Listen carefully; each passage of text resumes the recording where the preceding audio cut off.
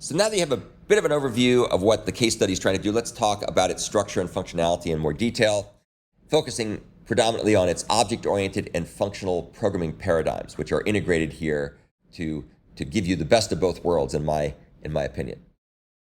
And again, of course, patterns are used extensively to help guide the design and implementation of the software. So here's a piece of the UML class diagram for the object-oriented perspective on the ImageStreamGang app.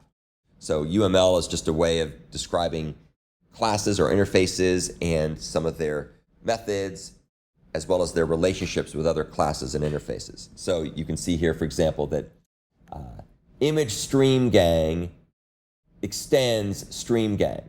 And then you can see that ImageStreamGang or ImageStream sequential extends ImageStreamGang, and ImageStream parallel extends ImageStreamGang. So that's what that little arrow means. That means that, say, ImageStream parallel inherits or extends ImageStreamGang, which in turn extends StreamGang.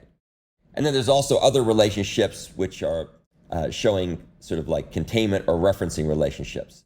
So you can see here that file decorator with image is going to depend on file decorator, which is going to depend on filter, and so on. So these are sort of containment style relationships. There's lots of stuff that goes on here, but not everything needs to be understood at the same time. And that's where the object-oriented design features play a big role. So there's this superclass called a StreamGang, which defines the core set of methods for processing input from a list of elements. So you have a gang of these things. It's a stream gang. It's going to be using streams, and it's a gang of them. So there's a bunch of them that work together. We then customize that through inheritance to make an image stream gang. So those are a stream gang that's going to work on images. You could have other kinds of stream gangs that would work on other kinds of things. And then we have a bunch of different subclasses of image stream gang for all the different concurrency and parallelism frameworks we care about. So we have a sequential version just as a baseline to show what you do if you don't use any cores at all. Then we have a parallel stream version. We have a which will use parallel streams to download and filter images concurrently. And we have a bunch of versions that use completable futures with different approaches. And then we also have stuff that uses RxJava and Project Reactor, which I don't even bother showing here because of the slide would get too busy. But the point is that we have these inheritance relationships that share code, abide by the don't repeat yourself principle, and all that kind of good stuff.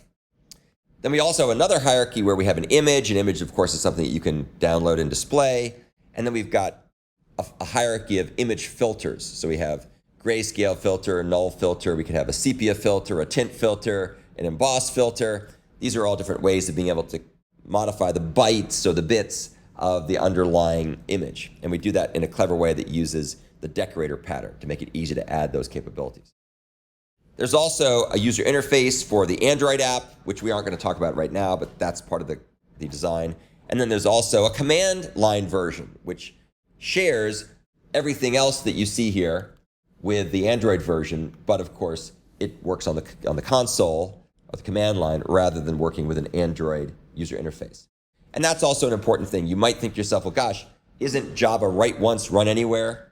Well, sort of, until Android came along, and then they did a bunch of strange things to Java, so it's not write once, run anywhere anymore, but you can make it that way if you put your mind to it.